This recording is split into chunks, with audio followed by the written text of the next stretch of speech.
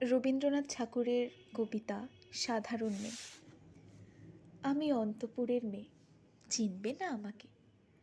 তোমার শেষ গল্পের বইটি পড়েছি শরৎবাবু, বাসি ফুলের মালা।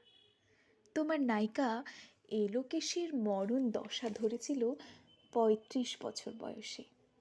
২৫ বছর বয়সের সঙ্গে ছিল তার রেশারেশি।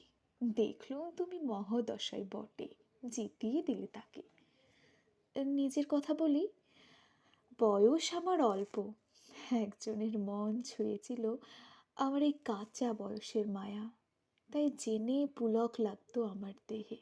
ভুলে গিয়েছিলাম অত্যন্ত সাধারণ মেয়ে আমি।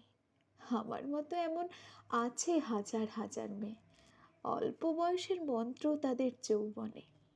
তোমাকে দোহাই দিই, একটি একটি সাধারণ মেয়ের গল্প লেখো তুমি। বড় দুঃখ তারও স্বভাবের গভীরে অসাধারণ যদি কিছু তলিয়ে থাকে কোথাও, কেমন করে প্রমাণ করবে সে? এমন কজন মেলে যারা তা ধরতে পারে? খাঁচা বয়সের জাদু লাগে ওদের চোখে, মন যায় না সত্যের খোঁজে। আমরা বিকিয়ে যাই মরীচিকার দামে। কথাটা কেন উঠলো তা বলি।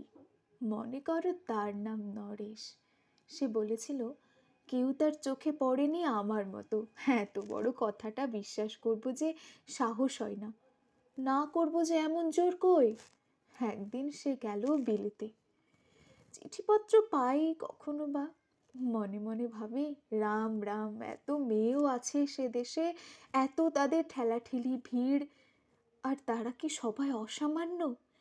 এত বুদ্ধি, এত উজ্জ্বলতা, আর তারা সবাই কি আবিষ্কার করছে এই নরেশ সেনকে, স্বদেশে যার পরিচয় ছাপা ছিল 10-এর মধ্যে।